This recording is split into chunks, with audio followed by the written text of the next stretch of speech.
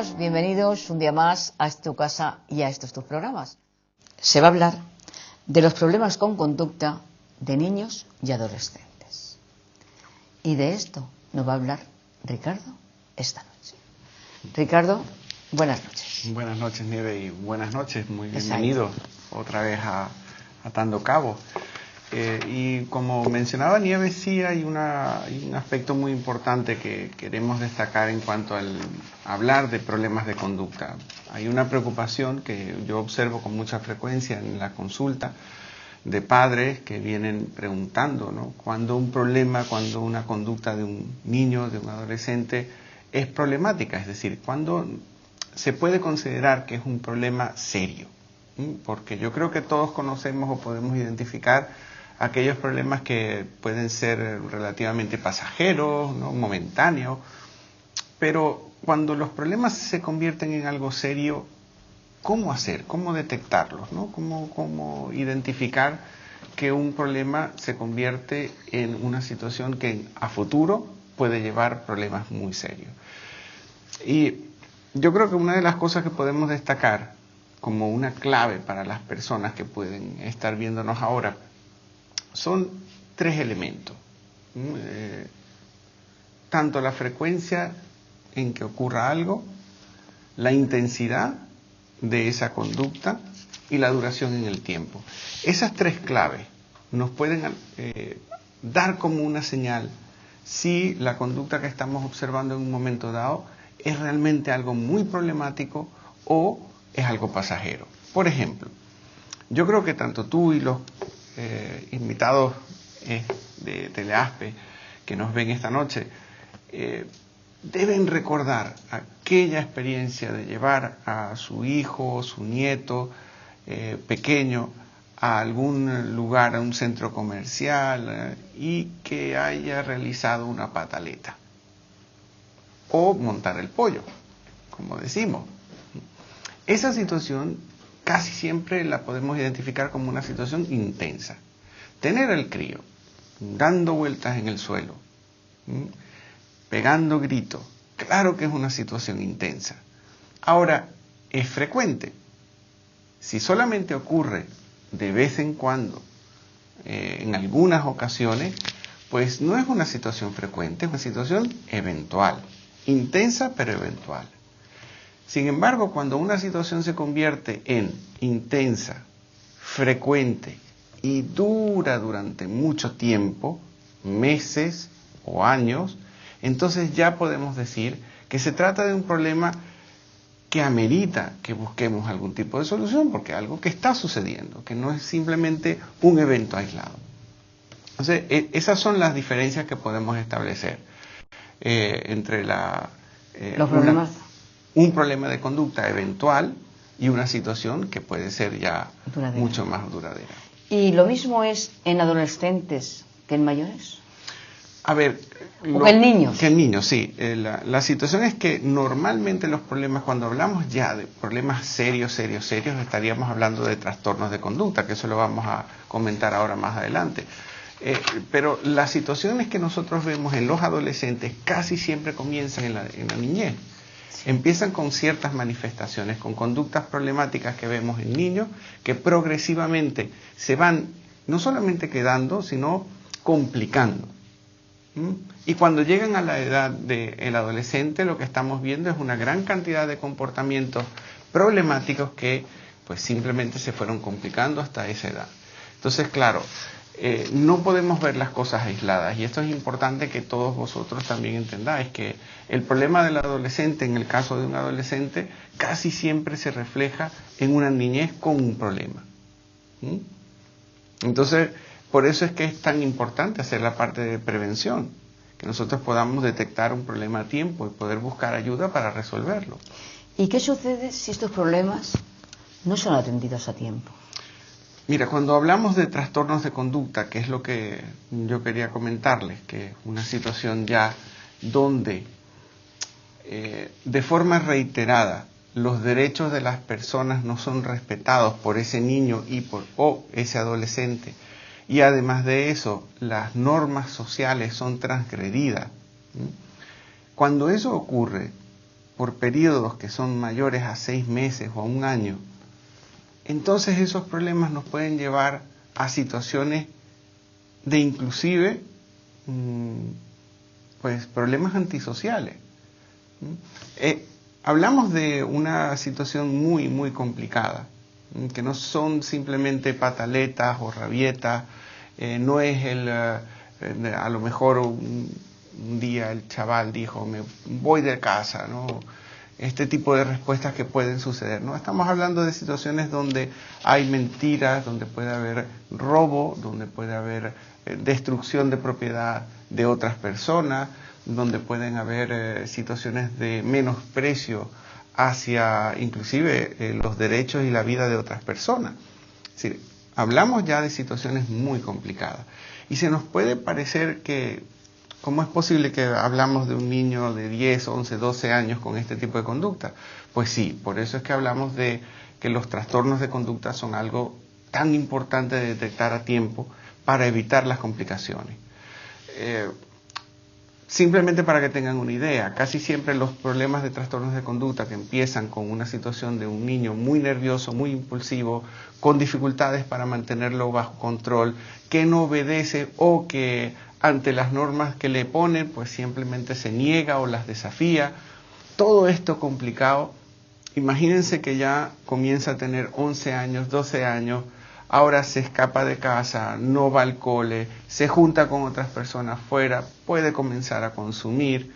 Si consume sustancias, esto le trae también otra serie de problemas. Luego necesita dinero para poder seguir consumiendo, por lo tanto, con mucha frecuencia ocurren conductas de robo. Y esto, por eso te decía, es una bola que va creciendo, que si no se ataja a tiempo, trae unas consecuencias muy importantes. La verdad que sí. ¿Y cómo afectan esos trastornos a la familia? Pues podemos ver la foto número 2, que ahí nosotros vamos a ver algunas características, ¿no? de lo que veníamos hablando ahora, ¿no? Y cuando decimos que vamos con la próxima fotografía, que es la número 2. Muy bien.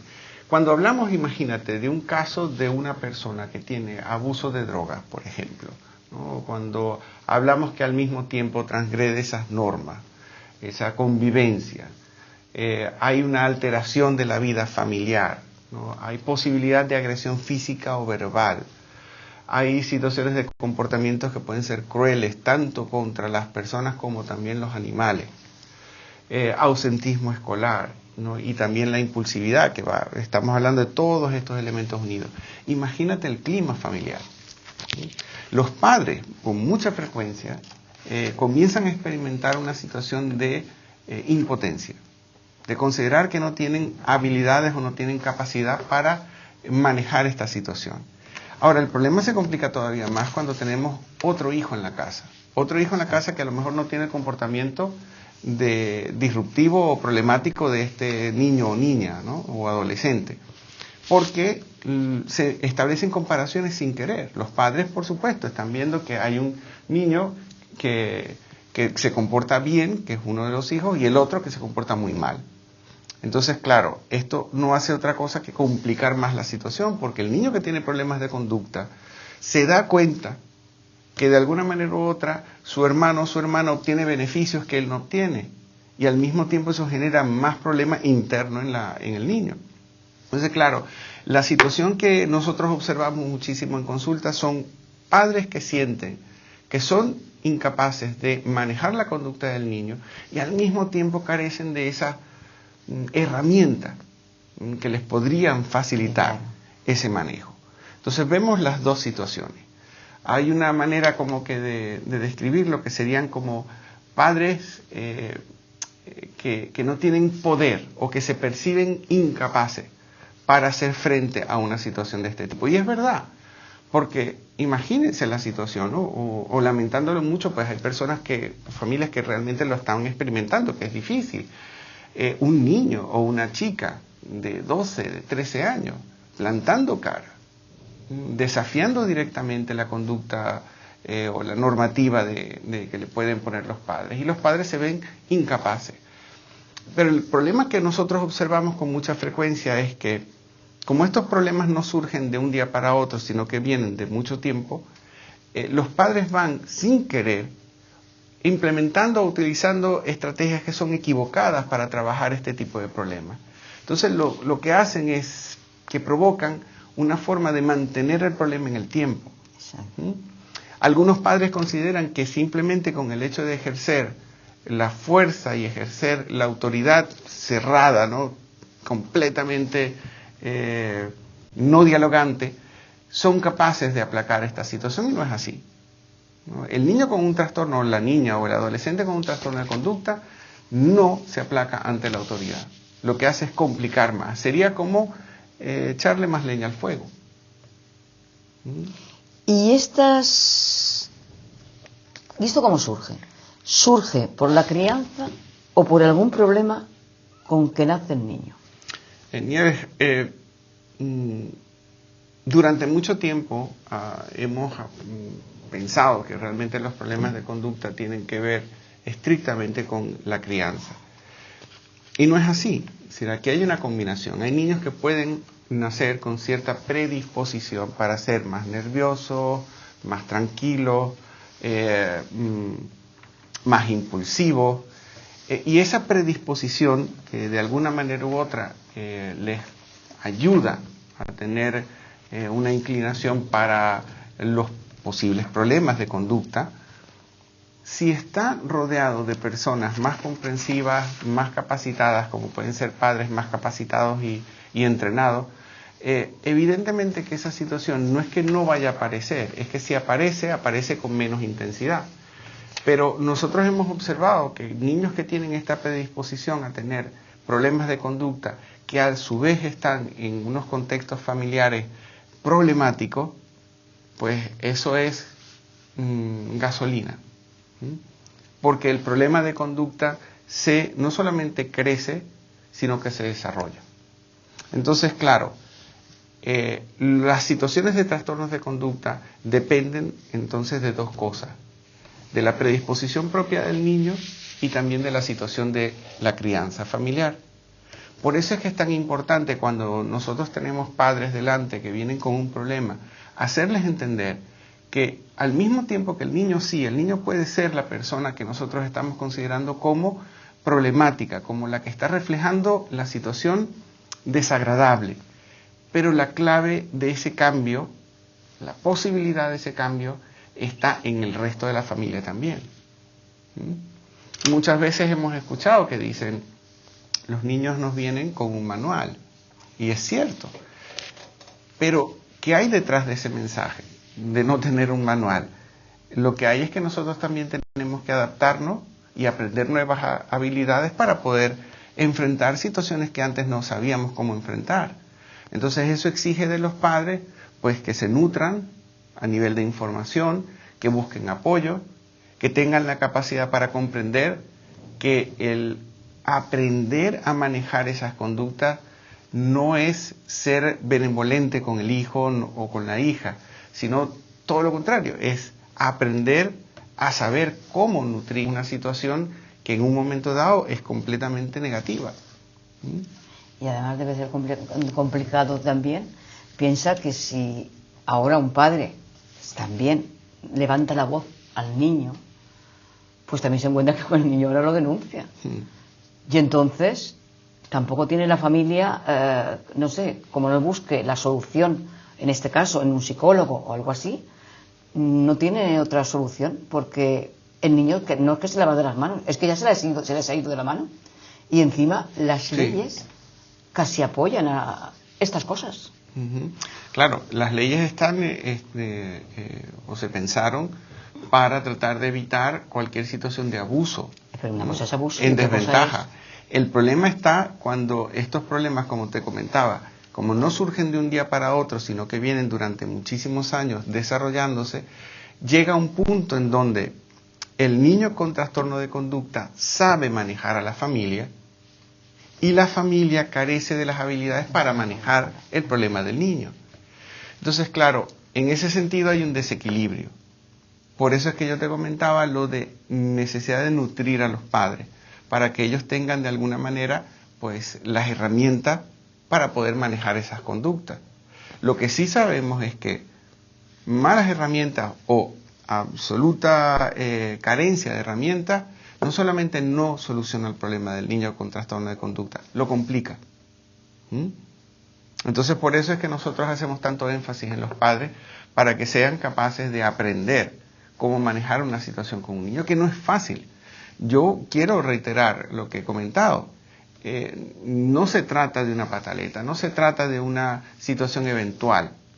Estamos hablando de situaciones de conflicto de conducta, como mencionamos hace ratito en esa fotografía que aparecía, donde hay pues problemas de consumo, problemas con la ley, problemas de abandono escolar, impulsividad, todo eso combinado en un solo ser humano que da la casualidad que es tu hijo.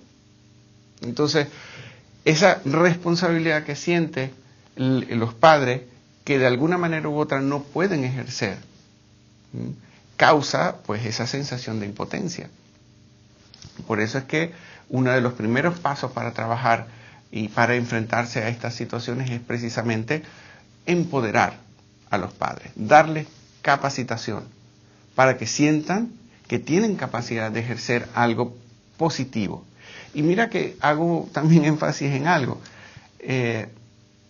El trabajar con niños con problemas de trastornos de conducta no es simplemente establecer normas más fuertes, castigos más severos, o simplemente lograr que el niño reconozca que ha cometido un error. Muchas veces los trastornos de conducta se pueden intervenir y mejorar, y especialmente cuando se atajan a muy temprana edad y en el comienzo, a través de hacer entender y sentir a ese niño o niña que es capaz de hacer cosas buenas. Porque el trastorno de conducta es un trastorno que engloba muchas cosas negativas. Y evidentemente que cuando nosotros y cuando los padres detectan conductas que no les gustan en sus hijos, comienzan a señalarlas. Pero imagínate, señalarle a un niño durante 1 año, 2 años, que es malo y que hace las cosas mal. Claro que las hace mal. Pero ¿cuándo aprenderá a sentir que le reconocen algo positivo? Entonces, eso es una de las primeras cosas que se busca tratar de cambiar en los padres, y es complicadísimo. Y se dice mucho más fácil de lo que se hace. ¿Y por qué es complicado? Porque ese mismo año o esos mismos 2 años que esos padres tienen comentando y diciendo las cosas negativas que hacen los hijos, son también 2 años de sufrimiento para ellos. Son 2 años también de impotencia y de sentirse incapaces. Entonces, voltear esa situación es complicada, pero se puede hacer. Yo vuelvo a hacer un llamado a que mientras más temprano podamos detectar estas situaciones, muchísimo mejor, porque tiene mejor pronóstico. Hay casos en los cuales el pronóstico ya es muy negativo, porque el problema ya se ha hecho parte de la personalidad de ese crío. Pero sí, claro, si se empieza cuando es pequeñito, que empieza a hacer algo que le va yendo, entonces el niño ahí se empieza a darse cuenta de que no está bien. Pero es que ahora la situación es que mamá quiero esto y esto que le damos.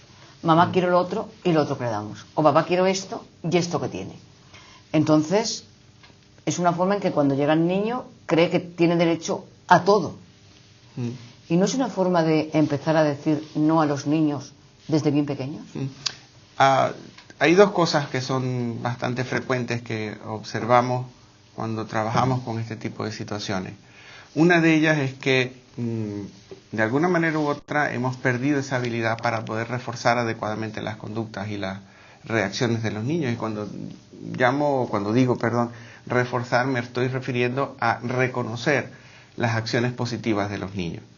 De alguna manera u otra parece que hacer las cosas bien es como que lo común, pero hacer las cosas mal es lo que se destaca.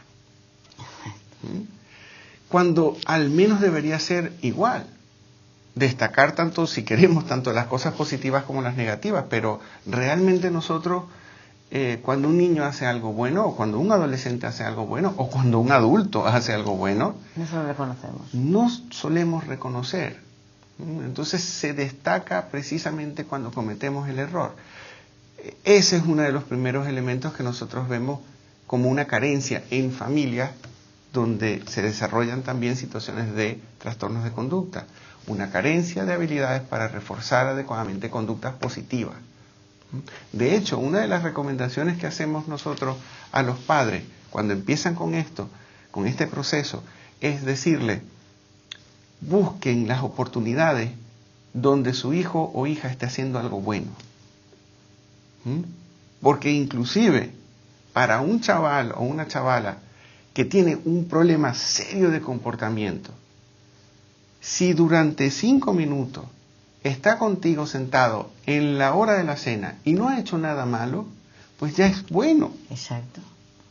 El problema es que nosotros estamos, o los padres están tan predispuestos a que hagan algo malo, que inclusive en esos pequeños periodos de hacer algo bueno, le dicen qué estará planeando.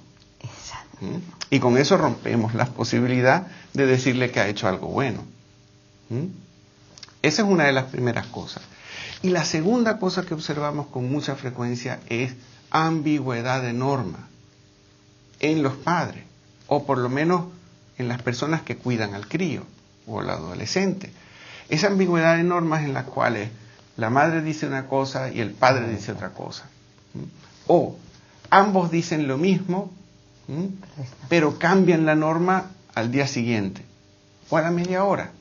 Entonces, si esto va ocurriendo en los críos desde pequeños, evidentemente causa que el crío no tenga una estructura, su sistema no es estable, ¿no? Sino que las cosas pueden ir variando. Y cuando hablamos de niños con problemas de conducta, la necesidad de un sistema de normas estable es importantísimo.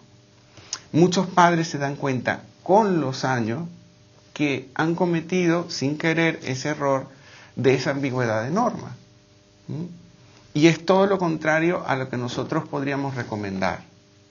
Normas que sean, no tienen por qué ser estrictas, pero tienen que ser estables. Hacen que el niño sepa predecir qué es lo que sucede en su ambiente. Entonces esos dos elementos son bastante claves que hemos observado en estas circunstancias. Bueno, ¿y en niños que son hijos únicos o en familias? ¿También hay cambios o no? Si te refieres a que... Si un niño, porque sabes tú que cuando tienes un niño solo, pues como que no te lo toquen, como que todo lo que el nene, porque claro, es mi nene, no sé, es como distinto a la familia cuando sabes tú que cuando tienes 4 o 5, pues repartes entre todos igual y parece que... Eso es lo que te quiero decir, que a la hora de verdad, si yo soy hija única, vamos a imaginar, y en mi casa pues todo lo que digo, todo me les parece bien, todo me lo dan. ¿También hay una conducta de trastorno o es que esto simplemente es como...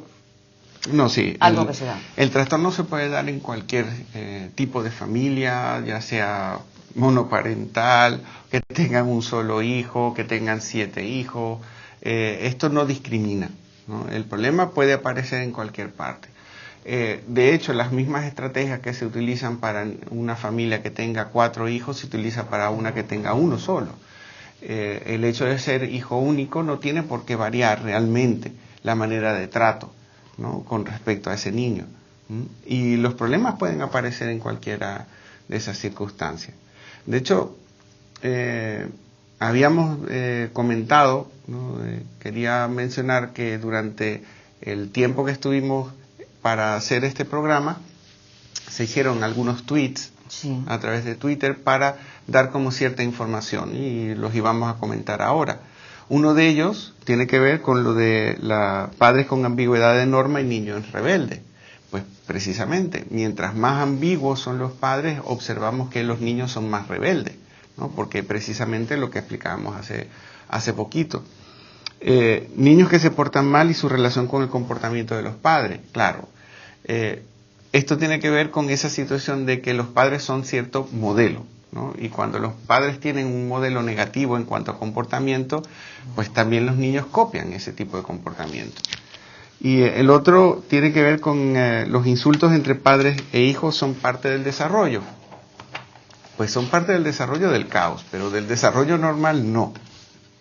Entonces, particularmente no podríamos decir que tratarse hijos y padres con insultos es algo que es parte del desarrollo natural, no lo es.